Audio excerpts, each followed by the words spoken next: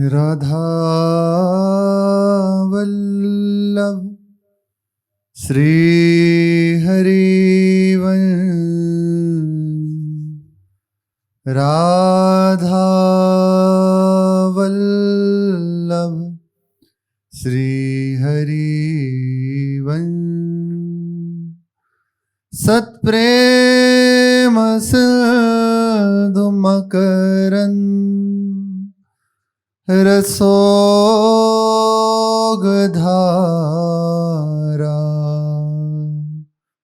सारानजश्रमभित श्रवदाश्रितेषु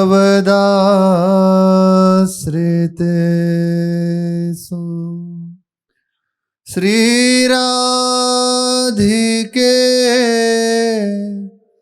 तव कदाचरणारविन्दं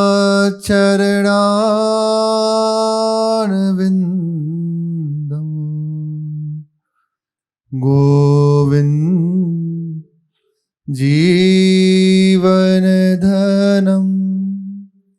शिरसा वहामि।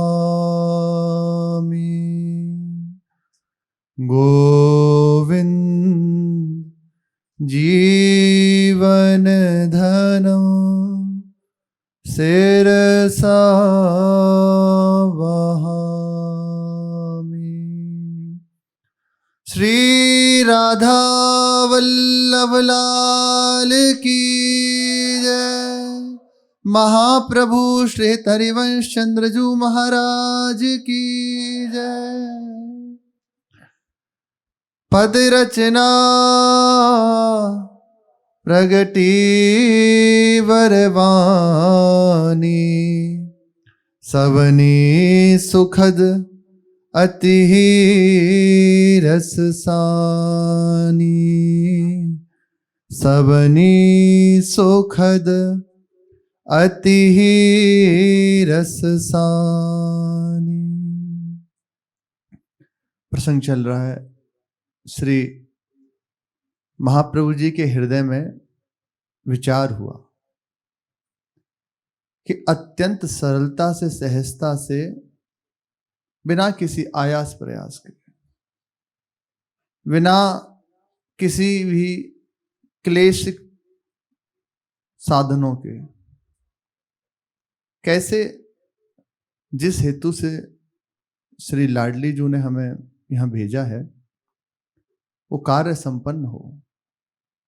जन जन के हृदय में प्रेमा भक्ति की व्याकुलता जगे।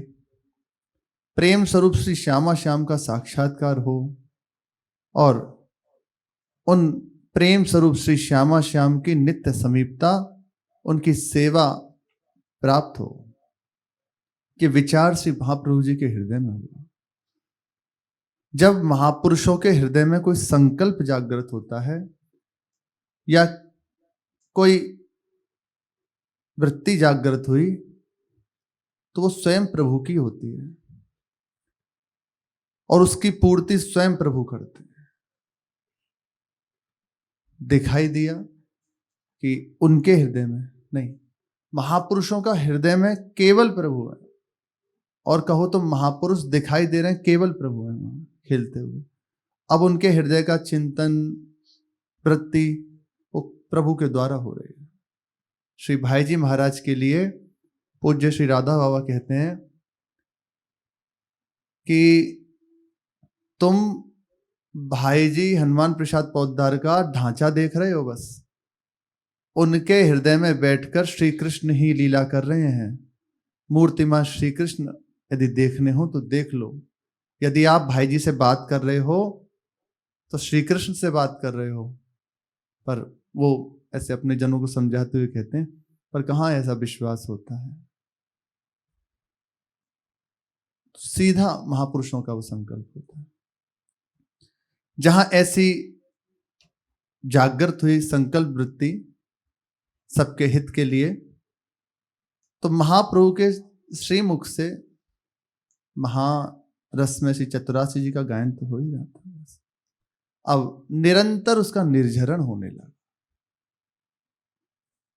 बस उन्हीं जो पदों को गाया उसका संकलन हुआ, उसे चतुरासी जी के नाम से लोक में जाना जाता है। हमारे उपासना का मूल ग्रंथ है। अद्भुत महिमा श्री चतुरासी जी की है, जो कुछ और ना करके केवल 84 जी का आश्रय ले ले, चतुरासी जी का, तो निश्चित निश्चित श्री श्यामा श्याम की अहेतु की कृपा का पात्र हो जाएगा बिना किसी प्रयास के। लीला जुगल दरस ज्यों परी, तैसे पद करी वर्णन करी। दिन दिन के कौतुक जो अनंत, हिल मिल करें जो राधा कंत। तिहि सुख मरमनी महलिनी अली, परोपकार कथ्यो विधि भली। हियो सरोवर सुभर जो भर्यो, तब रस बल करी रस ना झर्यो। एहि कारण जग प्रादुर्भाव, स्वामिनी कृपासु बन्यो बना। स्वामिनी कृपासु बन्यो बना। श्री वृंदावन दास चाचा जी कह रहे हैं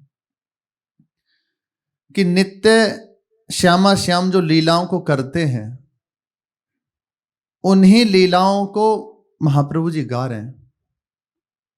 वही लीला श्री चतुरासी जी में वर्णित है। नित्य नवीन नवीन कौतिक श्री श्यामा श्याम करते रहते हैं, खेलते रहते हैं, परस्पर मिलकर नवीन नवीन कुंजों में नवीन नवीन क्रीड़ाएं करते रहते हैं श्री श्यामा श्याम। इस सुख को जानने वाली टहलनियां हैं, महल की टहलनियां हैं, अन्य किसी के सामर्थ्य नहीं। श्री हरिराम व्यास जी कह रहे हैं, व्यास दास की कुंवरी को है सकत निहार। किसी की सामर्थ्य। यही सुख की मर्मिनी महलिनी अली। इस सुख की जो मर्मी हैं, जानकार हैं, वो केवल सखियां हैं। सखी जन कृपा कर दें तभी इस रस का हृदय में किनका आ सकता है। महाप्रभु जी तो नित्य सहचरी हिस्सजनी स्वरूप हैं। सबके मंगल के लिए आपने वर्णन किया इन्हीं लीलाओं का। महाप्रेम से हृदय भरा हुआ है। बस जीवों के मंगल के लिए, शरणागतों को इस रस का दान करने के लिए मुख से अद्भुत चतुरासी जी का निर्झरण होने लगा। श्री वृंदावन दास चाचा जी कहते हैं कि इसी कारण से आपका प्रादुर्भाव इस जग में हुआ, इसी रस को प्रदान करें। महाप्रभु की अद्भुत रीति, समस्त लीलाओं का वर्णन किया। द्वारिका लीला, मथुरा लीला, ब्रज लीला, और फिर अपनी बात हृदय। ये इस रस को प्रदान करने के लिए श्री महाप्रभु जी प्रकट हुए हैं। जो चतुरासी जी का आश्रय ले लेगा, नित्य श्री श्यामा श्याम उसे अपने समीप खींच लेंगे, अपनी सेवा में उसे रख लेंगे। 84 जी में अद्भुत आनंद का सारभूत महाप्रेम रस भरा हुआ है। निर्गुण सगुण ब्रह्म से विलक्षण, निखिल निगमों के लिए भी नितांत अलक्ष्य है। महार रस में सनी हुई हित जोड़ी, प्रेम जोड़ी श्री श्यामा श्याम का रास विलास इसमें वर्णित है। हिज्जू की वाणी परम रसमयी और रहस्यमयी है।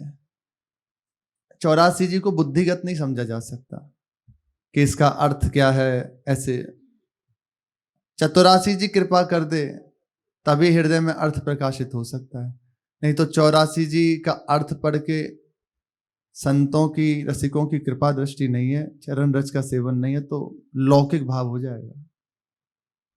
बिना रसिकों की चरण शरण के, बिना रसिक, इसी ये बात लगेगी कि बार बार क्यों कह रहे हैं। यहीं से सब कुछ होना है, इसी बात में सब कुछ बात छुपी हुई है। ये अहंकार तब तक नष्ट नहीं हो सकता जब तक रसिक महापुरुषों के चरण में इस माथे को नहीं रगड़ा जाता, तब तक नहीं नष्ट हो सकता, नहीं नष्ट हो सकता। अपना अस्तित्व का नाश हो जाना बड़ा कठिन है, बड़ा कठिन है, बहुत कठिन है। बातें कर लेना, कह लेना बड़ा आसान है, अपने अस्तित्व का नाश हो जाना बड़ा कठिन है। भगवान करुणा करते हैं, परिस्थिति देते हैं तो पता चलता है कि देखो कितना अपना भरा हुआ। हम कह रहे हैं कि प्रभु बस जोई जोई प्यारो करे सोई मोह भावे, अपने हृदय में कितनी अपनी बात भरी हुई है। मैं चाहूं जो हो, मेरे अधीन रहें, मेरी बात सब माने, ये हृदय की वृत्ति है। इससे बच पाना बड़ा कठिन है। हम परेशान होते क्यों हैं? अच्छा, ये जैसे रसमयी चर्चा हो रही है, इसके बीच में सिद्धांत अंजलि है। बिना सिद्धांत के आप इस बात को पचा नहीं सकते, ठहरेगा कहां? आप विचार कीजिए, जैसे कोई आप जल पीना चाहते हैं, अंजलि बांधनी पड़ेगी ना, पक्का। अंजलि नहीं है, सीधे पिला दो तो ले जाओ, अभी तुम कुछ कहेंगे तुम्हारा ठीक नहीं है सर। पात्र आवश्यक है, ये सिद्धांत पात्र बनाता है। आप अच्छे से खूब कर रहे हैं और सिद्धांत के हृदय में बात है नहीं, तो जहां जब प्रभु ये अहंकार का नाश करने के लिए लीला करेंगे, लड़क जाएगा, गया वे चिंतन, गई वो वृत्ति। आप देख लीजिए, गई। और जहां बात है कि केवल प्रभु के सिवा कोई है ही नहीं, किस लिए, किसको परेशानी हो रही है? मन को हो रही है, इस नहीं तो परेशान क्या है, जलने दो। किसको कष्ट हो रहा है? शरीर को हो रहा है, होने दो, बस अपने चिंतन में लगा, बच जाएगा, इससे बच जाएगा। इसलिए बीच बीच में प्राय हम जैसे महाराज जी को देखा, एकांत में भी चर्चा हो रही है कोई, तो उसमें मुख्य बात कि हाँ एकांत में रहे, व्यवहार शून्य रहे, एकांत की बात भी कह रहे हैं। बहुत रसमयी बात हो रही है कोई, और फिर कहा कि हाँ एकांत रहे, उचित आहार विहार, ज्यादा व्यवहार ना करे और निरंतर भजन परायण रहे। एकांत की बात करें। अब उसमें ऐसा तो नहीं कि बहुत जन बैठे, क्यों? ये आवश्यक है इसको पचाने के लिए। और जहां स्थिति हृदय में आ गई, जहां ये एक बार तैयार हो गया, तो आगे ही लिखा हुआ है। श्री राधा वल्लभ जी के मंदिर में एक संत रहते थे, 84 जी की महिमा की बता रहे हैं। वो श्री ठाकुर जी की रसोई में सेवा करते थे, इतना ही कार्य था बस, जो रसोई बनती ठाकुर जी को अर्पित कर देते, दर्शन करते। हृदय में निष्ठा बस ये थी, 84 जी का निरंतर बस जीवन 84 जी बना रहे। अच्छा, जब जैसे जैसे आप आगे बढ़ोगे ना, तो परिस्थिति भगवान देखते हैं, उसे चाहे जो कह लीजिए, चेक किया जाएगा, चाहे कह लीजिए उससे कि आपकी परीक्षा होगी, या कह लीजिए पुष्ट किया जाएगा आपको, ताकि कैसी भी स्थिति आप हिलो ना, भगवान करेंगे पुष्ट। प्रतिकूलता प्रारंभ, डांट फटकार से एक ही उद्देश्य, प्रभु को प्रसन्न करना। ये सब कुछ नहीं, अनंत बार मरे हैं, इस बार भी मरे, प्रभु के लिए मरे। और श्री गुसाई जी के घर में ही वे रहते थे, नीचे ही कहीं ऐसे मिल जाता, पा लेते। एक बार देखा कि रसोई में सेवा कर रहे हैं और 84 जी का गायन कर रहे थे। गायन करते हुए किसी पद में वृत्ति अटक गई और करछली से बड़े पात्र है ना, तो चला रहे थे वो, श्री जी का कोई अमनिया तैयार हो रहा था, सीधे गिर गए ऐसे। नीचे कुछ नुकीली वस्तु पड़ी थी, और वो जंघा से पार हो गई पूरी, और वो अचेत पड़े हुए, कोई सुध नहीं, बाहर ही। जब और जन आए और तत्काल उठाए और फिर लेके गए, उन्हें इलाज कराया। फिर पूछा ये कैसे? बोले मेरी असावधानी। ये नहीं बताया कि हमारी वृत्ति अमुक लीला में अटक गई, इस कारण से बताया नहीं। पर गोसाई जी देख के जान रहे थे कि कुछ ना कुछ विशेष बात है, क्योंकि भजन करने वाले की, चिंतन में रहने वाले की दृष्टि में एक प्रभाव होता है, एक महिमा होती है, उसके नेत्र गंभीर रहते हैं, एक खोया हुआ रहेगा वो। आप नाम जप कर रहे हैं, आप वाणी जी गायन कर रहे हैं, आंतरिक चिंतन है, तो एक खोई हुई वृत्ति रहेगी। बाहर से समझे कि अरे, लेकिन वो खोया हुआ है अपने में, ये उसकी पहचान है। नेत्र देखते हुए भी नहीं देख रहे, वो है कहीं और है। घर में थे एक बार, ठंडी का समय था, वही महापुरुष तो छत पे बैठे थे, और उस समय जुगल घाट से पास ही श्री गोसाई जी का घर था। वहां से देखा कि यमुना जी सामने प्रवाहित हो रही है, वो बस 84 जी का गायन कर रहे हैं, यही 84 जी गायन करते हुए देखा कि सुंदर यमुना पुलिन है, और वृंदावन की दिव्य शोभा उनके नेत्रों के सामने प्रकट।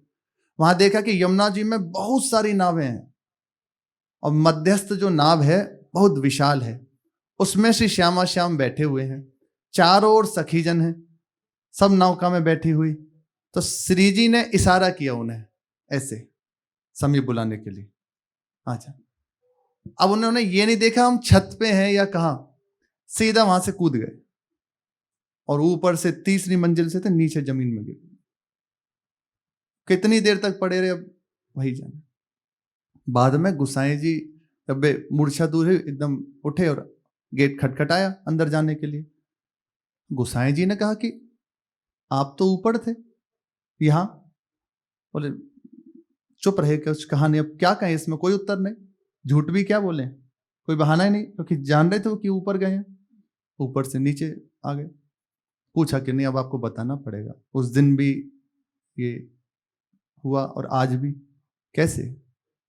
तब बताया कि मैं 84 जी का गायन कर रहा था, आपकी कृपा से देखा श्री जी नौका विहार कर रही हैं, मुझे इशारा किया, बस मैं कूद गया। तो मैं तो श्री जी के समीप था, और यहां शरीर तो देखा कहीं कुछ लगा तो नहीं। बोले कहीं इतनी खरोच नहीं है, इतनी सी भी खरोच। और वहां अमनिया कर रहे हैं तो पैर में पार हो गया वो थोड़ी, बस 84 जी का प्रभाव, नित्य लीलाओं का ऐसे दर्शन। अनन्य अली जी, अभी कुछ दिन पहले उनकी वाणी चल रही थी, जैसे अपने सुन रहे थे, बहुत महामहिमाशाली। उनके प्रसंग में आता है, उनकी अवस्था बहुत छोटी थी, ज्यादा बड़ी अवस्था नहीं थी, 10-12 साल की। इनके बड़े भाई राधा वल्लभ संप्रदाय से दीक्षित थे, तो उन्होंने इन्हें सिखाया। छोटे भाई हैं तो स्नेह तो था ही, कि देखो तुम पढ़ते वढ़ते हो सो तो ठीक ही है, अब ये बस इसको याद कर लो, कंठस्थ कर लो, और इसका गायन किया करो रोज।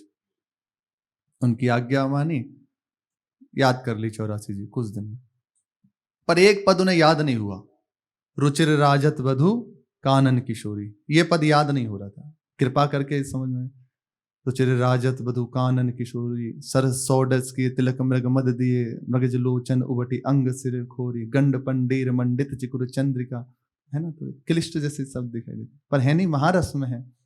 हमें भी याद नहीं हुआ था बहुत दिन तक, तो गुरु जी की कृपा से हो गया बहुत दिन, क्योंकि शब्द है वो, वाणी लड़खड़ा जाए थोड़ा सा भी, आप देखो इसको करने में ऐसे याद ही नहीं होता था उन्हें, बहुत बार प्रयास किया, ये पद याद नहीं हुआ। पर 84 जी पूरी कंठस्थ हो गई। अब उनको ऐसा आनंद मिलने लगा कि वो सुबह उठ रहे हैं, फिर 84 जी, रात्रि को सो रहे हैं 84 जी का पाठ करते हुए, पूरा समय एक 84 जी में बंध गया। प्रसाद पाना और जो थोड़ा बड़ा अपने पढ़ाई वगैरह करना कर लिया, और बस बाकी समय 84 जी का पाठ। कुछ समय बाद इनके बड़े भाई वे निकुंजवासी हो गए, तो स्वप्न में देखा अनन्या अली जी ने, बचपन में उन्होंने लिखा है कि ललिता जो प्रकट हुई, और इनके बड़े भाई पहले उसी रूप में प्रकट हुए हैं जिस रूप में बड़े भाई थे, फिर बाद में वो सखी रूप में हो गए। कहा कि देखो ये 84 जी को अपना जीवन बना लो, बस और कुछ करने की आवश्यकता नहीं है तुम्हें, रात दिन बस 84 जी गायन करो, ये 84 जी सब बना देगी बात, ऐसा उन्होंने कहा। तो कहा मुझे एक पद याद नहीं होता। बोले अच्छा दिखाओ, स्वप्न में ही उन्होंने कहा। तो कहा लिखो इस पद को, स्वप्न में लिख रहे हैं। फिर जब स्वप्न टूटा तो देखा वही पद लिखा हुआ उनके सिराने रखा हुआ है, और वो कंठस्थ हो गया कृपा से। वृंदावन देखा नहीं था उन्होंने, कभी आए नहीं श्री अनन्याली जी, वहीं से दिखाया।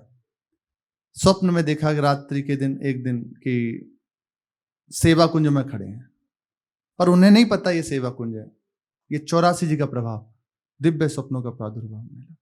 सेवा कुंज के दर्शन, रास मंडल के दर्शन, और प्रियाजू विराजमान है, लालजू विराजमान है।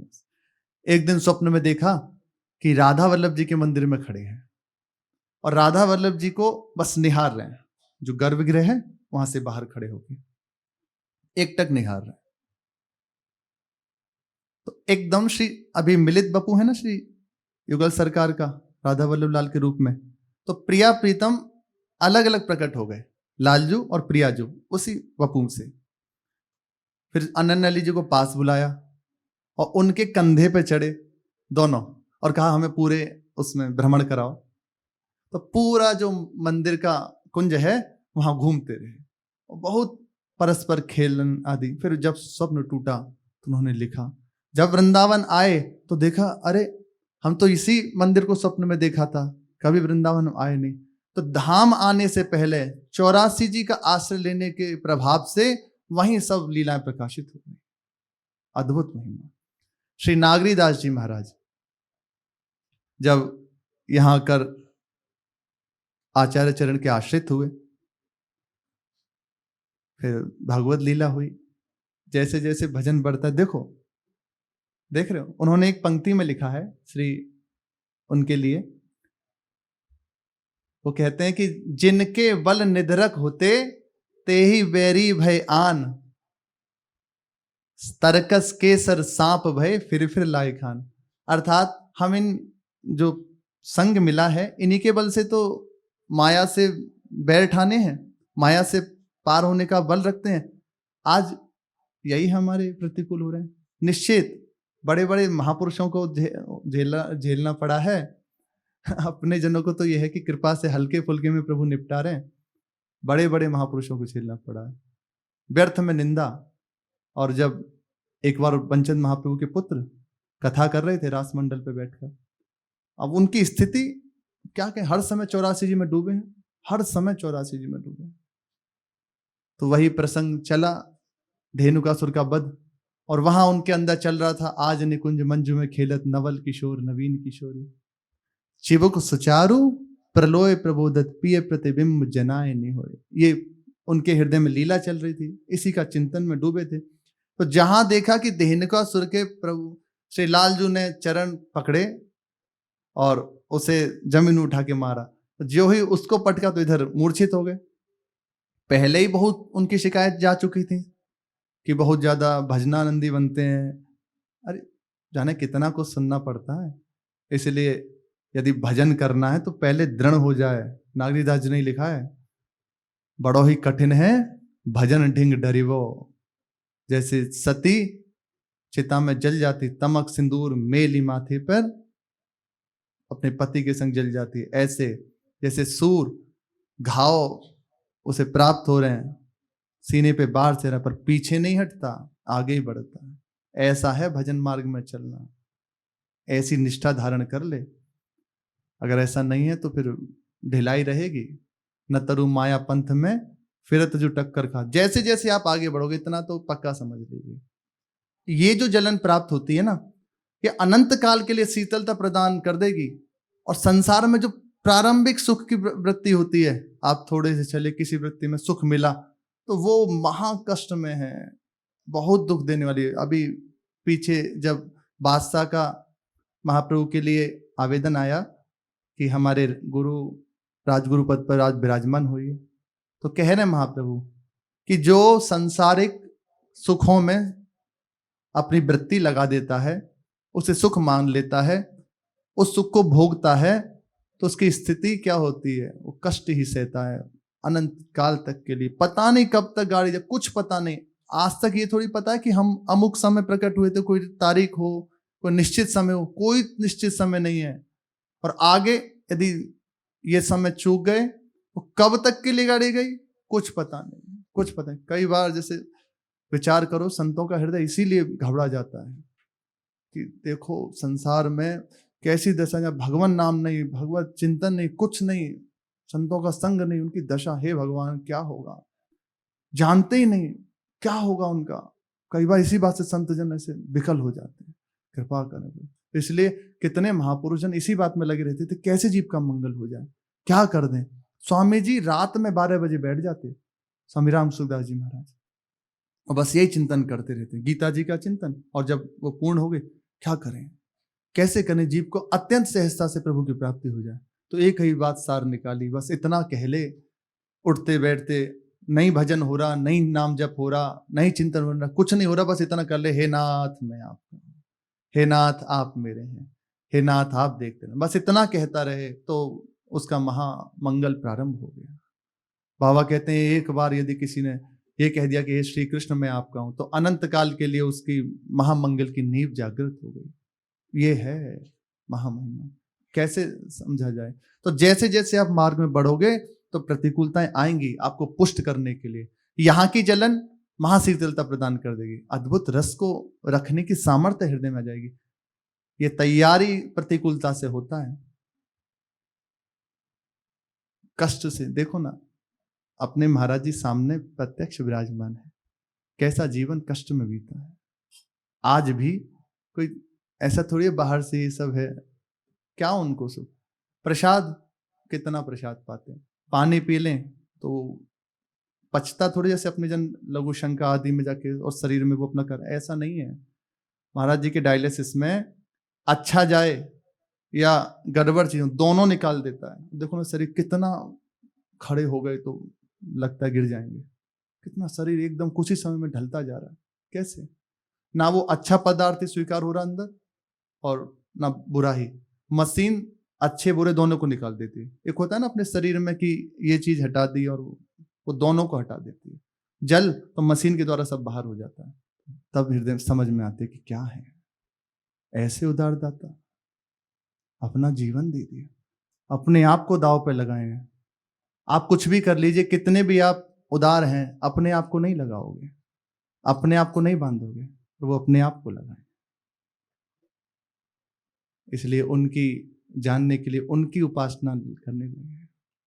तो ऐसे देखा आ गया, वो ठीक, वो कष्ट में, तो ये लगातार डायलिसिस शुरू हो गया। 1 दिन 2 दिन 4 दिन 5 दिन, ये तो एक दिन बाद ये सब इधर उधर कर अपने जन्म।